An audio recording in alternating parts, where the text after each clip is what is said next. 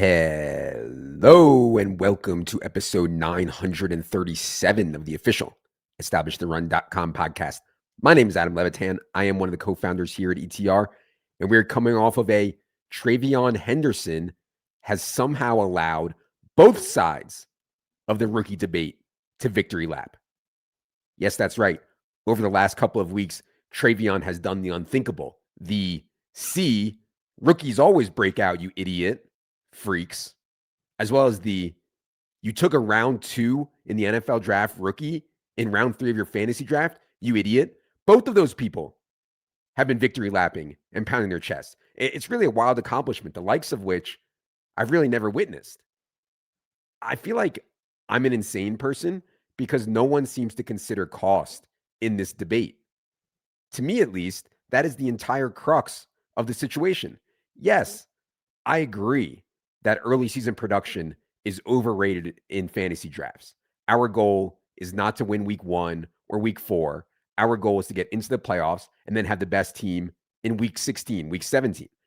And I think understanding that is a big edge against casual people. However, taking a player in round 3 or round 4, the opportunity cost there is so high. To me, that player better have a big hand early in the season, better have a big hand in getting to the playoffs.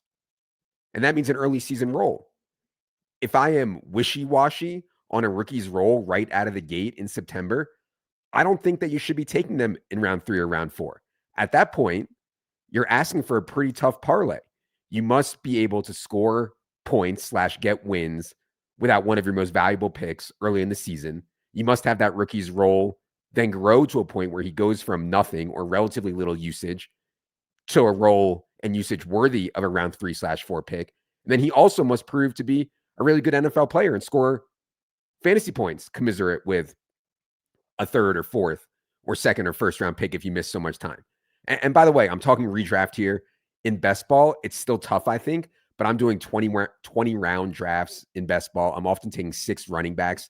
It's way more likely I can run into a random Rashad White or Kareem Hunt or Sean Tucker or Monangai game that can get me by. I don't have to pick who to start. And then you also in best ball get the late season dynamics where it's so top heavy late. It's large field late. You don't need a good team. You need a super team. And the parlay that I'm talking about can be more palatable there. But anyway, the parlay I just described, I can take it on in around 12 Bashal Tutin or around 13 Jaden Blue or around 16 Woody Marks or around 9 Cam Scatterbu. There's a decent chance that my picks in those rounds would have become drops anyways. The opportunity cost is just so different. And I don't mean just floor outcomes in that range. You have to compare the players in that range. Rookies may project to be misses, quote unquote, more often, but when they do hit their ceiling in that range compared to the dusty vets that go around them is just so different. So those are the kind of swings that I want to be taking. You know, what I just talked about, the Tutins, the Blues, the Woody Marks, the Cam Scatterboos, those costs are the kind of swings I want to be taking. I didn't like Caleb Johnson at cost this year, but that's a swing that was, maybe okay and missed. I was okay with Matthew Golden at cost. I swung on him some, but it's not the end of the world. He went in round 9. Okay, not a big deal. Last year, Brian Thomas in round 9/10 was one of our huge hits. I wasn't certain he was going to be good, but in that range of the draft, his ceiling or potential ceiling just smashed everyone else. Could say the same thing about Brock Bowers going in a similar range last year. So obviously, every year, some rookies are going to be hits, some are going to be misses, some will be in between. But to me, any discussion of this without a discussion of costs is just insane. And circling back to the best ball part of this debate. So for me personally, I'm not really playing the ultra large field stuff. I'm not focused on the lottos like the Underdog, Best Ball Mania, or the DraftKings Millionaire. In those contests, though, in those lottos where it's so hard to advance through the playoffs, I'm talking 1 of 16 advance or 1 of 12. And then you get to the final if you're insanely lucky. And then you get there and you still have to beat 500 or 1,000 or 2,000 people. That's a way different game than some of the smaller field stuff that I'm focused on during best ball drafting season. Advance rate is way more important to me because if I can advance 2 of 12 out of my regular season league, the playoff weeks are like 2 of 6 advance, or 1 of 4 advance, or 3 of 8 advance. And then the finals are 50 people, 20 people, 12 people. I've been in some 6-person finals, some 9-person finals. So I'm not optimizing to have a super team come week 16, week 17. I don't need that. I'm optimizing more for advance rate, usable scores, while of course still trying to find ceiling. So I actually didn't spend a ton of early draft capital on rookies in best ball. I have 6.3% TreVeyon Henderson. And by the way, one more thing on Henderson specifically. We actually had him in the ranks as a really good pick when he was going in round 6, round 7. Then he has a couple big preseason plays. And I actually talked about this on Market Monday one time. I forget which episode. But after one of his preseason games, Henderson's ADP spiked to like late round 3 on just stone cold air. Not a role change, not on an injury in front, just some preseason plays and some hype. And that is always going to be dangerous. And also, I'd say, we have no idea if TreVeyon ever would have broken out if Ramondre didn't get hurt. I mean, I think he would have at some point, but we don't know for sure. But anyway, in terms of expensive rookies, I had 6.3% TreVeyon Henderson, 4.6% Ashton Genty, 5.2% RJ Harvey, 7.9% Amarian Hampton, 10.3% Tetaroa McMillan, 16.2% Emeka Egbuka. There's just a lot of opportunity cost around those guys. I was much more willing to take swings on rookies later in the draft where they are competing against those low ceiling bets that I talked about. So I have 26.7% Bashal Tutin, 25.1% Kyle Monangai, 23.2% Torrey Horton, 18.2% DJ Giddens, 13% Isaac Tesla, 12.6% Dart, 13% Woody Marks, 11% Tyler Warren, 9% Jalen Knoll. So as always, there's a lot of nuance with these debates, and the nuance of this stuff gets lost in the hellscape of social media. The blanket take that I feel like a lot of people have that all rookies are good picks regardless of cost is just wild to me. Like sometimes the market undervalues rookies, like in the case of Malik Neighbors or Brian Thomas or Brock Bowers last season. Sometimes rookies get steamed to no end, like TreVeyon Henderson or Marvin Harrison last year, or Genty, and that wasn't always the case. In previous generations of fantasy football, the market was way too hesitant on rookies. But that's changed now, especially in some formats in best ball stuff. So it's our job, I think, to evaluate on a case-by-case basis the price, the player, the situation, and make decisions from there. As for cash from DFS week 11, I didn't really love what I did. I got bailed out by getting 93.88 combined points from 3 players: Jacoby Brissett, Michael Wilson, Trey McBride. But yeah, I mean, honestly, not really sure what to say at this point about cash and the sun run that I've been on. I'm winning 71% of my head-to-heads this season. That is my highest win rate for a season ever. And I've been playing cash seriously since 2015. 24% ROI in cash. 24% ROI in head-to-head this season is also my best ever. And, I could sit here and try to come up with some theories like for why I'm doing so well in cash when seemingly I should be doing worse as the games get tougher. I could try to come up with some theories. Are our projections better than ever this year? Yes. Has pricing on DraftKings been a little bit looser at times this year, which I think helps my head-to-head win rate? Yes. Do I think I'm playing well? Most weeks, I'd say yes. But I'd also be lying if I said I'm not running like fucking Zeus himself, just some godlike runouts. I mean, including Michael Wilson doing more in one game than Mazda Marv has done in his career this past week. It's just kind of an important thing to remember in all aspects of life, I think. When things are going really great, it doesn't necessarily mean you're fucking Albert Einstein or George Washington or Ron Jeremy. There's probably a decent amount of variance / good luck going your way. And when things are going bad in life, it doesn't mean that you're a horrible person. You're Jeffrey Dahmer, Do Kwon, or Stalin, or some other stone cold idiot. There's probably a decent amount of bad variance going against you. So we'll see how it goes rest of season.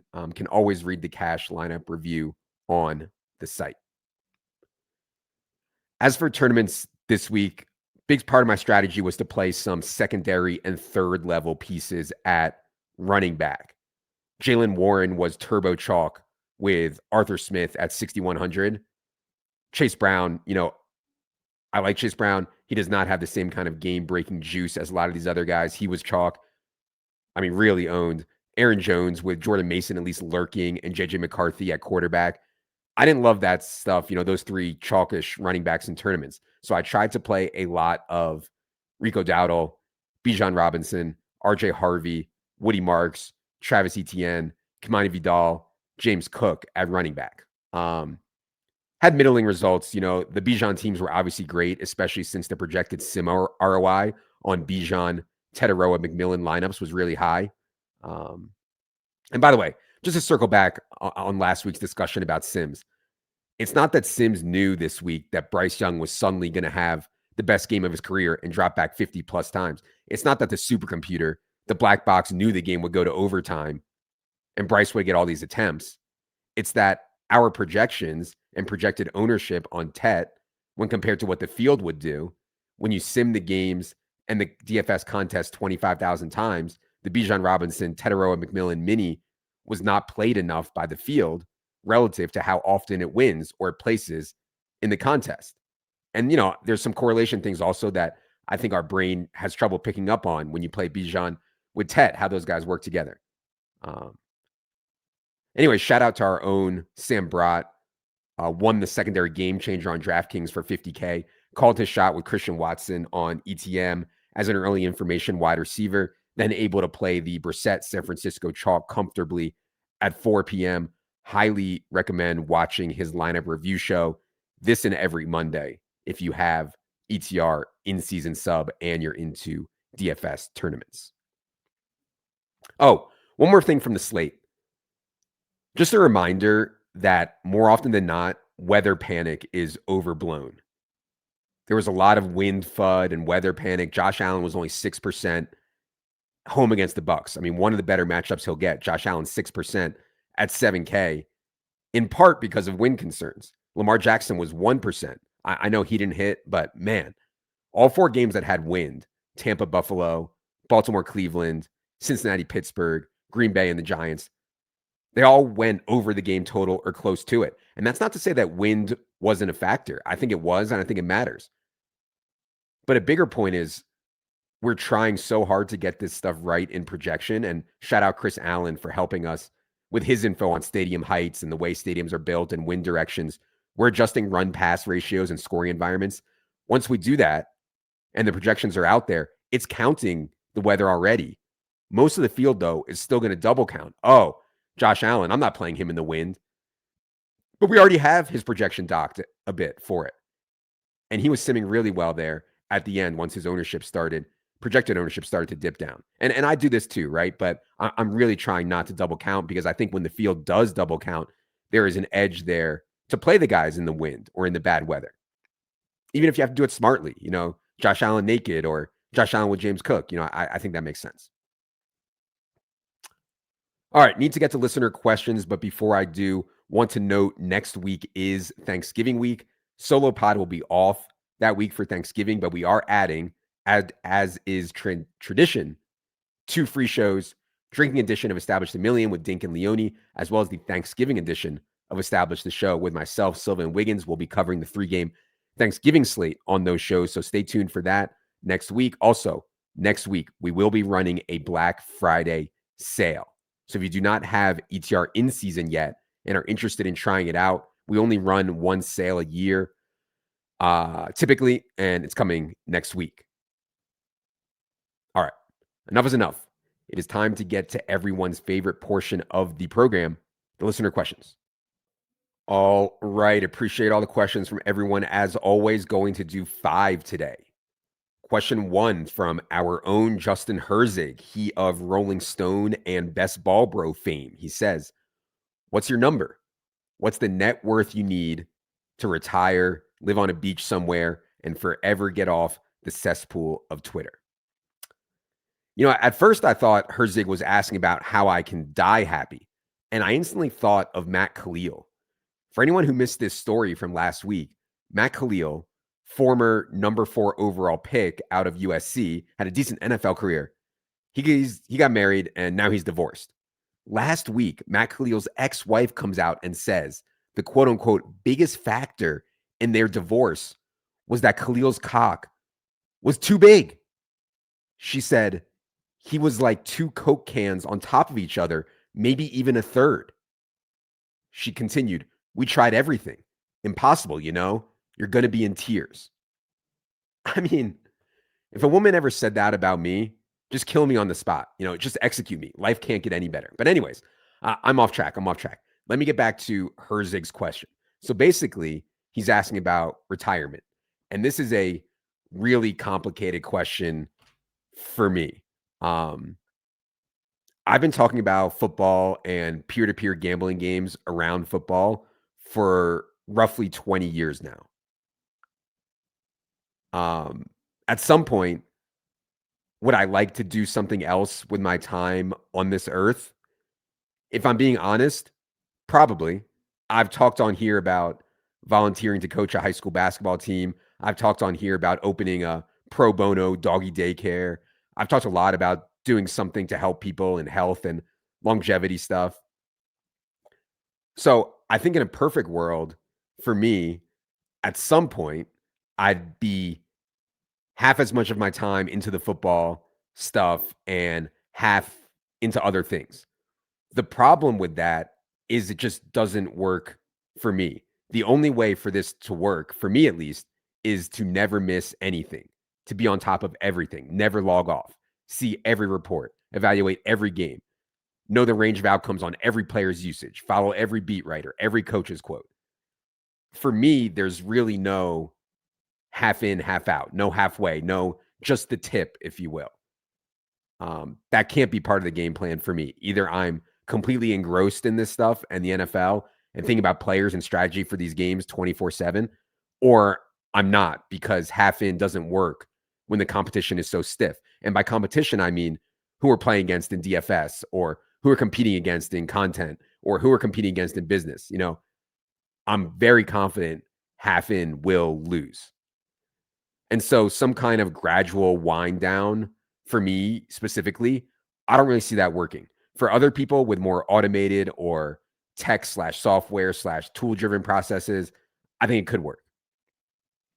The other part of this, and honestly, the truth is that ETR could easily run without me.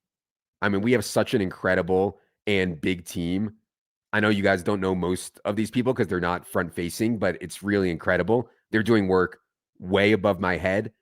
If I got hit by a bus tomorrow, the projections would be just as strong. Nothing would change with the site. But I also understand that ETR as a business would do worse because I'm the guy that tells you what we're working on, what we're doing.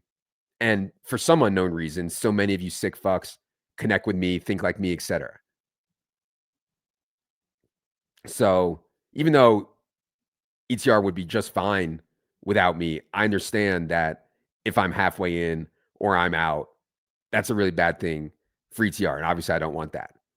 The other part of this is just, I like doing this. I don't hate my job. I know people who are literally counting down the days until they can retire. I'm not saying that I would do this stuff for no money, but in no way do I dread going to work each day. I'm not doing it for the money. I actually look forward to it a lot of the time. And that's obviously an insane thing that 99% of people can't say. I'm incredibly grateful and fortunate that I actually like what I do. So yeah, Herzig, if you catch me in August or around week 1 when I'm completely stressed out of my mind, I have a list of 50 things I need to do at all times, things are breaking. Yeah, catch me around then, Herzig, and I'd say just come to my house, assassinate me, you can take over. But the other 11 months, I think I'd be willing to fight you off. Question 2 from Ryan. He says, Adam, I got back into tennis earlier this year, and it was great to get back out there and feel the thrill of competition. It gives me the full 3.9 just thinking about it. Unfortunately, I may have pushed it a little too hard and wound up with a pretty significant injury. I'm pushing 40 and have come to realize I may never be able to push myself to 100% physically again. How do you handle the limitations of getting older? And is it possible to restrain yourself when in the throes of competition? Signed, a broken middle-aged man. Yeah, Ryan, I've actually talked to a lot of my friends about this. Some of them just won't play sports anymore simply because they are afraid of getting hurt. I'm not talking about an existing injury. I'm literally just talking about the fear of getting hurt.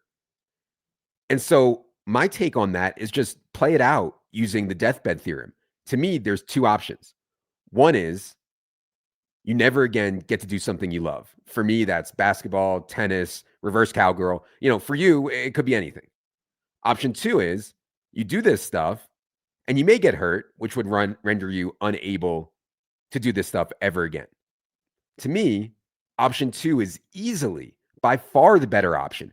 I actually expect at some point to pop my ACL, to tear my Achilles, to rip a calf while I'm playing basketball or playing tennis or whatever. A 43-year-old body is probably not meant to be going hard in kids' games. I get it. But I have made the decision that I'd rather get to actually keep playing and sustain the injury at some point than just never play again and avoid the injury. I mean, fucking J.K. Dobbins has come back from ACL, LCL, hamstring, meniscus, ruptured Achilles. Now he's trying to come back from Liz Frank as well. How bad can it be? So good luck out there, Ryan. You asked, how do I restrain myself? I don't, buddy. Go hard. No excuses about age. Play like a champion. Question 3 from The Real Just. He says, you've talked briefly about your goal to live forever and how you have got very into optimizing your life for this. Can you talk more about this? What are you doing? What should we look into? I'm a fellow 43-year-old. Yeah, Real Just. I want to be clear that my goal is actually not to live forever. With all this health stuff, I'd say I have a few goals. Number 1 goal, number 2 goal, number 3 goal, my biggest focus by far. Do not die from something preventable. Do not wake up one day and find out I have stage 4 cancer or a bunch of blocked arteries. What is actionable on that? What's actionable on that is some of the stuff that I've talked about on here. The Grail test, the liquid biopsy, screening for early signs of cancer, trying to catch it in stage 1, voluntary colonoscopy.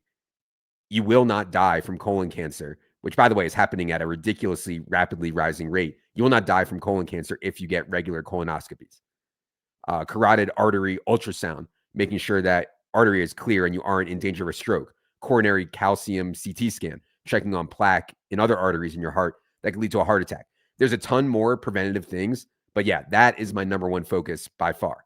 And by the way, I'm not a doctor. I'm not affiliated with any of these companies, although I guess I should reveal that after my first Grail test, I thought it was such a no-brainer, thought it was such an incredible breakthrough in cancer prevention and medicine/tech that I did buy their stock. And I never, ever buy individual stocks. I mean, I have a ton of investments.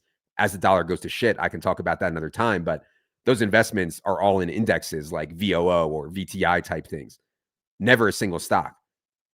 But even though I knew nothing about the company, I knew nothing about their competition, their status with the FDA, their expenses, I just loved the product so much that I blindly bought a little stock on the assumption that everyone on earth should want to catch cancer in stage 1 rather than stage 4.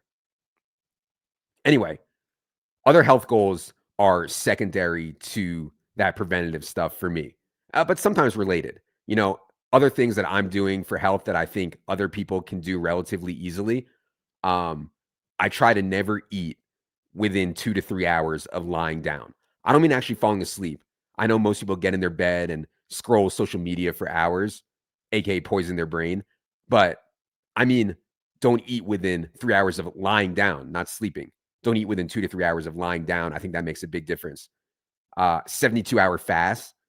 I haven't done this one as much because I'm trying to gain muscle before I am too old to ever build muscle again. But I do think that fasts are important just in case the whole autophagy concept proves to be correct. And you guys can look that up, AUTOPHAGY.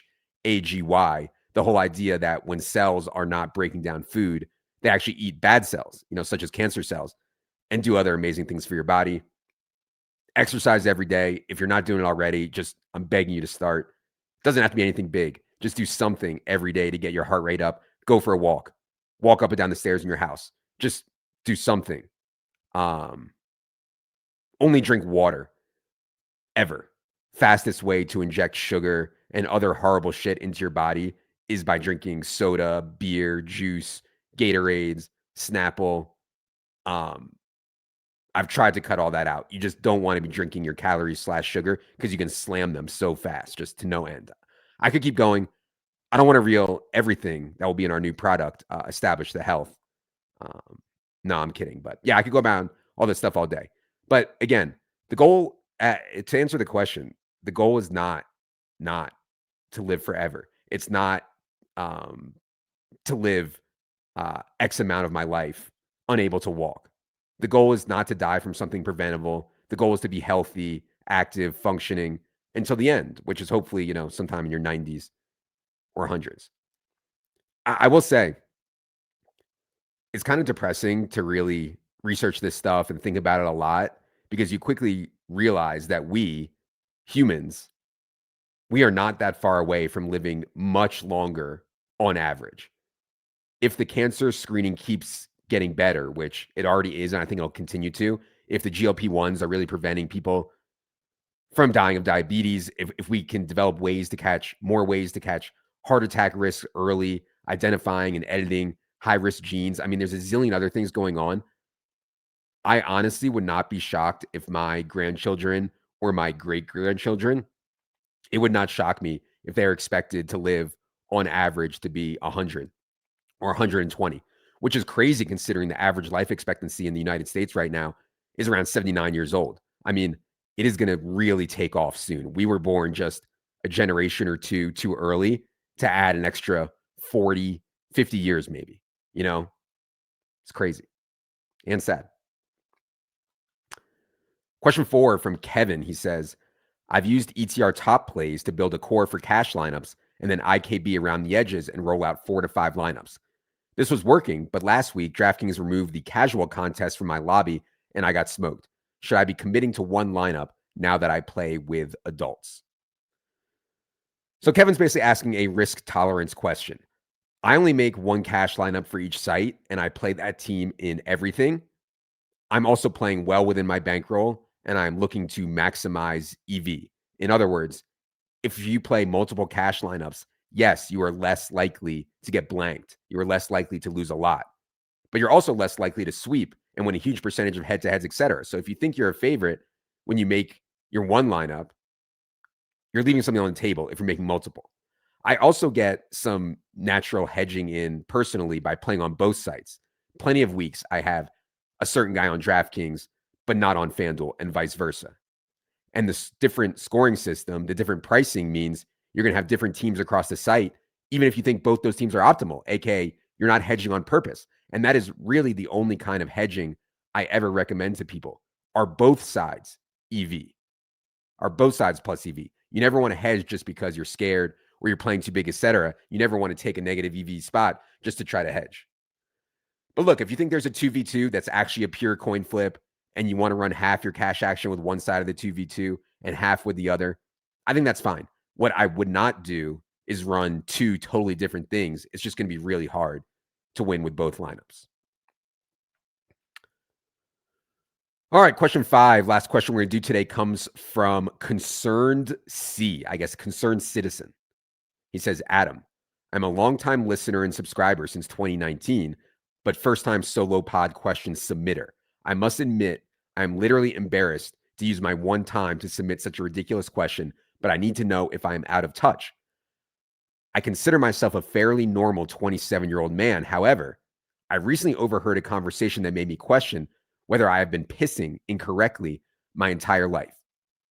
I've always been an over-the-waistband bro, but last week I discovered that there are individuals that thread their cocks through their zippers to relieve themselves. My initial reaction is that there is no way this is the optimal strategy. From one man to another, I need to know your read on this one. Am I the odd man out? Do I need to embrace the zipper?